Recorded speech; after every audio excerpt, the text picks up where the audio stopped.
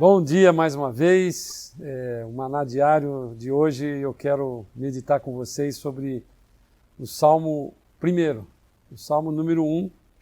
Vou ler os 3 primeiros versículos, vamos meditar nos 3 primeiros versículos. O primeiro versículo diz assim: Bem-aventurado o homem que não anda segundo o conselho dos ímpios, nem se detém no caminho dos pecadores, nem se assenta na roda dos escarnecedores. Antes, tem o seu prazer na lei do Senhor e na sua lei medita de dia e de noite.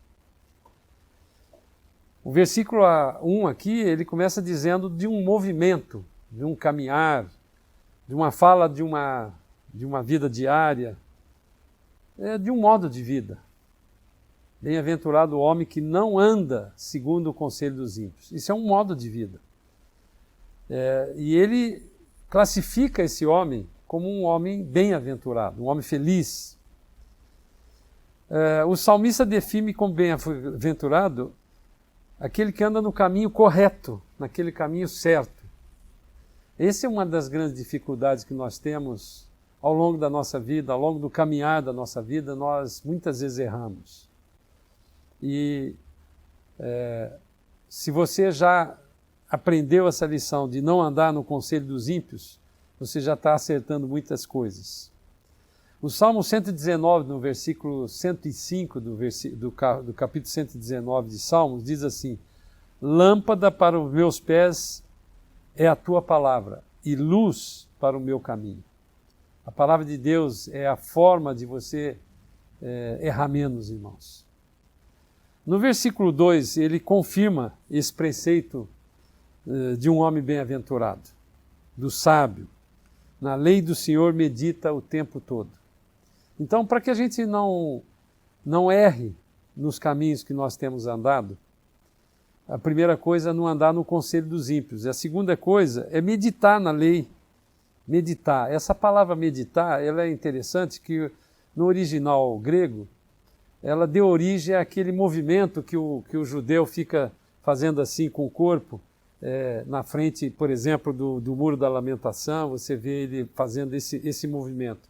Ele está falando, sussurrando. A palavra meditar no hebraico, ela dá a ideia de um sussurrar. Ele fica sussurrando, falando baixinho.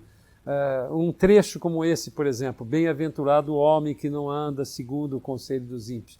Ele vai meditando, essa palavra meditar é muito mais do que ler. É muito mais do que ler.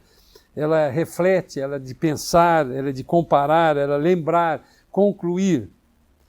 E, finalmente, no versículo 3, diz assim: Pois será como a árvore plantada junto a ribeiros de águas, a qual dá o seu fruto na estação própria, e cujas folhas não caem, e tudo quanto fizer prosperará. Eu tive uma vez uma experiência muito interessante, andando lá no deserto do Iraque, e vi assim, às beiras do rio Eufrates, nas margens do rio Eufrates, na beira do rio Eufrates, grandes plantações de tâmara, por exemplo, de trigo, que eu pessoalmente sou de uma região aqui de São Paulo que não tem plantação de trigo, eu nunca tinha visto aquilo e parei para ver quando estava na época da colheita, para entender aquela maneira que Jesus falava sobre plantação de trigo, sobre o joio.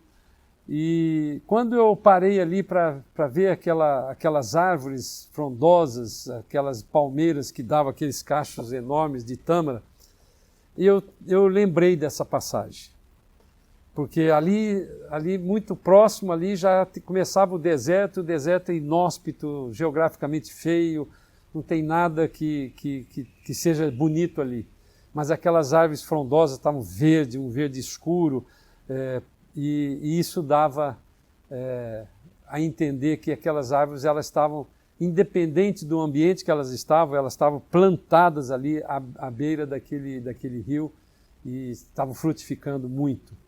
E ele diz assim no versículo 3, Pois será como a árvore plantada junto aos ribeiros das águas, a qual dá o seu fruto na estação própria, e cujas folhas não caem, e tudo quanto fizer prosperará.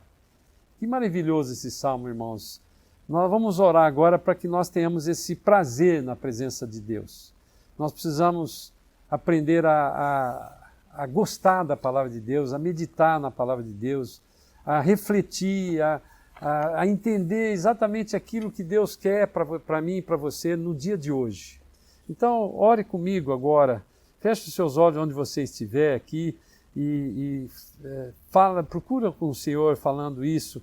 Pai amado, eu quero colocar as nossas vidas no seu altar, Pai. Quero clamar para que o Senhor venha ouvir aqui essa oração que nós estamos fazendo. Nós queremos que o nosso coração esteja alegre de meditar na sua palavra, de conhecer a sua palavra, de entender e claramente testemunhar daquilo que Jesus Cristo tem feito na nossa vida através da sua palavra, porque a sua palavra diz que o próprio Deus, Jesus é o próprio Deus e Jesus é a palavra. Lá no livro de João, no Evangelho de João, diz que ele é o verbo é a palavra, é aquilo que nos conduz a andar nesse caminho de bem-aventurança, Pai. Capacita-nos, Pai, para andar no seu caminho e aprender, não ficar nos conselhos dos ímpios e aprender a meditar na sua palavra, entendendo a sua vontade para as nossas vidas no dia de hoje, para a honra e para a glória do nome de Jesus. Amém. Deus abençoe vocês.